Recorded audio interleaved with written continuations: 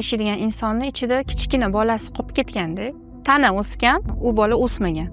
O'sha kichkina bola haligacha mehr muhabbatga, sevgiga, qanaqadir chiroyli отношенияларga, o'ziga bo'lgan vnimaniyega muhtoj.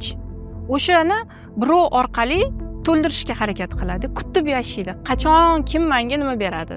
Faqatgina yetuk inson, tanasi o'sib, ongi ham o'sgan insongina o'ziga kerakli narsani o'ziga bera oladi.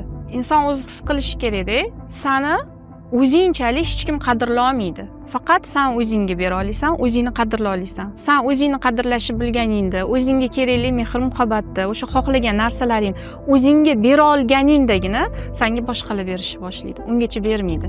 Kutib yashagandan ko'ra o'ziga berishni boshlash kerak. Agar o'zimiz uchun bir nimani olishni ravo ko'rmasak, qanaqa sizga birov ravo ko'rishi mumkin? Siz o'zingizga ravo ko'ra olmayapsiz. O'zimizni qadrlashimizda, qutuvlarimizni oldin o'zimizga o'zimiz berishni boshlashimizda.